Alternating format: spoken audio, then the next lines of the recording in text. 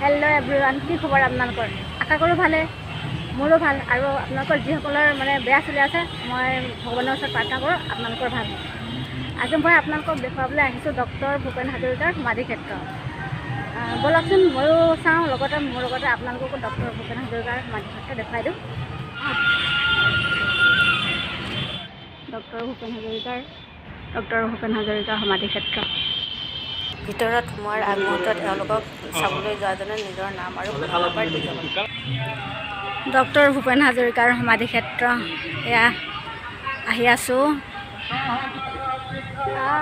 কি ৰ'দ দিছে, ইমান বেছি ৰ'দ দিছে নহয়, মানে পকাখন পূৰা একদম গৰম হৈ আছে, বহুত বেছি গৰম, বহুত বেছিকৈ একদম বৰ ৰ'দ দিছে। চকুটো দেখিছেনে? বেলিটো পূৰা চকুতে পৰিছে। এয়া ভূপেন হাজৰিকাদেৱৰ সমাধি ক্ষেত্ৰ, এইটো বিশ্ব চক। এনেদৰে পানী নিগৰি বৈ আছে। এইটো পানীটো নুচুবি দেই, এইটো নুচুবি, ইয়াত নুচুবি এনেই। এয়া মিউজিয়াম, বলক ভিতৰলৈ সোমাওঁ। বা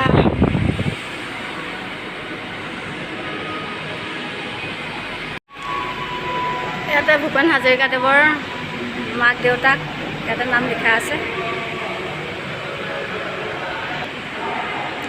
ইয়াত ভূপেন হাজৰিকাদেৱৰ ফটো সংগ্ৰহ কৰি ৰখা হৈছে।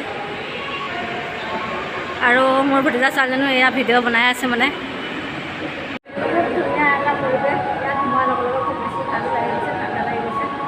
যিহেতু বহুত বেছি গৰম হৈ আহিছিলে, আৰু এইবিলাক বনাই আছে মানে ইয়াত যদি বনামাৰা আছে, লাহে লাহেকৈ মানে বনাই আছেতো এতিয়া, গতিকে মানে বন্ধ কৰি ৰাখিছে। তাৰপিছত বন্ধ আছে, পিছত যেতিয়া অপেনিং কৰিব মানে খুলিব আৰু। এতিয়া তলতে ফটো চটোবোৰ আছে, এইবোৰ চালোঁ। আৰু এতিয়া ওপৰত কি আছে চাই আহোঁ বলক। এতিয়া ওপৰতো এনেদৰে অকল ভূপেন হাজৰিকাই নহয়, তেওঁৰ বন্ধুবৰ্গ, অনেক ধৰণৰ ফটো, মানে তেওঁ কাৰ কাৰ লগত মানে লগ হৈছিলে, তেওঁৰ কোন বন্ধু আছে, সকলোবোৰ ইয়াত ফটো সংগ্ৰহ কৰা আছে। আৰু তেওঁ যেতিয়া শেষ অৱস্থাত সমাধি কৰা সময়ত এনেদৰে ফটো লোৱা হৈছিলে। ইয়াতো এনেদৰে তেওঁৰ ফটোবোৰে ৰখা হৈছে। বলক এতিয়া আৰু ওপৰত কি আছে চাওঁ। ইয়াতকৈ আৰু ওপৰত এযোৰ তেওঁৰ জোতা, ডক্টৰ ভূপেন হাজৰিকাদেৱৰ। ওপৰতো এনেদৰে তেওঁ কিতাপসমূহে থোৱা হৈছে তেওঁৰ স্মৃতিৰ স্বৰূপে। আৰু এইখিনি কেঁচা সোণ, অংগীকাৰ, বাণশংখ, এইবিলাক খালী খালী চৌকেছবোৰ দেখিছেনে? এইবোৰ মানে বনাই আছেতো, যিহেতুকে বনাই আছে। ইয়াতে মানে বস্তুবিলাক থ'বহে আৰু থোৱা নাই। তেওঁৰ প্ৰতিমূৰ্তি ধুনীয়াকৈ আৰ্ট কৰি ৰখা হৈছে। ইয়াতে মানে তেওঁৰ অকল ফটোবোৰে ৰখা হৈছে, বাকী বিশেষ একো নাই। এতিয়া তেওঁক মানে ক'ত সমাধি দিছিলে, মানে শেষৰখিনি ক'ত মানে তেওঁক দেহটো জ্বলাইছিলে বুলি ক'ব লাগিব। এতিয়া মই ক'ব নাজানে জ্বলাইছিলে। বলক এতিয়া জেগা চাই। ভাৰত ৰত্ন পোৱা অসমৰ গৌৰৱ ডক্টৰ ভূপেন হাজৰিকাদেৱৰ সমাধিধামত তেখেতৰ ভক্ত। এনেদৰে মানে এখন শৰাই আগবঢ়াই থোৱা হৈছে। শৰাইখনত এনেদৰে লিখি থোৱা হৈছে। ইয়াতে এটা টিভি লগাই থোৱা আছে। ভূপেন হাজৰিকাদেৱৰ মানে তেওঁ কিবা কিবি কথা কৈ আছে। আমাৰ ভতিজা ছোৱালীজনীটো বহিয়ে আছেহি, আহি মোতকৈ আগতে আহিলে। আৰু ইয়াতে আসন দি থোৱা আছে, এনেদৰে বহিব পাৰি, বহি কিনে তেওঁক চাব পাৰিব। এয়া তেওঁ কিবা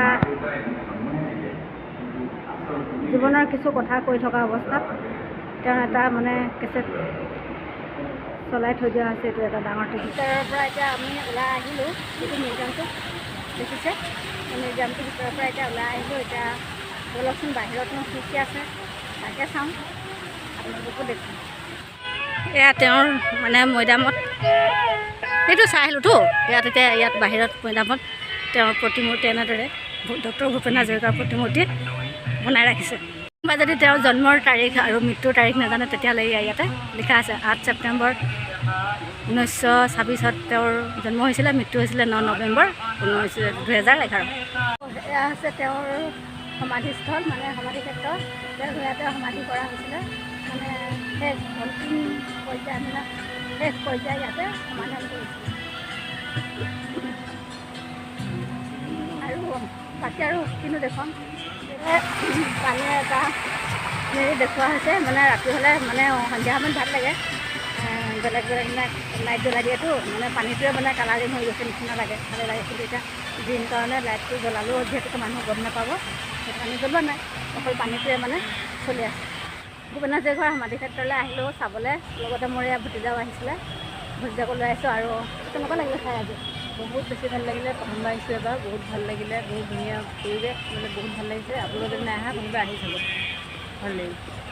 আৰু মানে এতিয়া যদি কোনোবা চাবলৈ আহে আপোনালোকে, তেতিয়াহ'লে টিকেট নালাগে, তাৰমানে এতিয়ালৈকে টিকেট কাউণ্টাৰ আপোনাৰ ৰেডি কৰি আহিছে। এতিয়া কাউণ্টাৰত দেখুৱাবলৈ নাযাওঁগৈ বাৰু, কিন্তু এতিয়াই যদি আহে এতিয়া টিকেট নালাগে, ফ্ৰীকৈ চাব পাৰিব। আৰু যদি পিছত আহে তেতিয়াহ'লে পিছলৈ চাগে টিকেট চিষ্টেম কৰিব, যিহেতুকে টিকেট কাউণ্টাৰ বনাই ৰাখিছে। গতিকে আৰু দেৰি নকৰিব, ফ্ৰীকৈ চাবলৈ মানে মন আছে যদি সোনকালে আহক। আৰু একদম ভিতৰত চাই মেলি এতিয়া ওলাই আহিলোঁ মানে একেবাৰে মানে একদম গেটৰ ওচৰ পালোঁহি। আৰু আজিলৈ মোৰ মানে ময়ো চালোঁ সমাধি ক্ষেত্ৰ আৰু আপোনালোককো দেখুৱালোঁ। আৰু আজিলৈ মোৰ ভিডিঅ'টো ইমানেই আছিলে। মোৰ ভিডিঅ'টো আজি চাই কেনেকুৱা পালে মোক কমেণ্ট কৰি জনাব। ভিডিঅ'টো এটা লাইক মাৰিব, আৰু যিসকলে মোৰ চেনেলটো নতুনকৈ চাই আছে তেওঁলোকে প্লিজ ছাবস্ক্ৰাইব কৰিব। ভিডিঅ'টো আজিলৈ ইমানেই।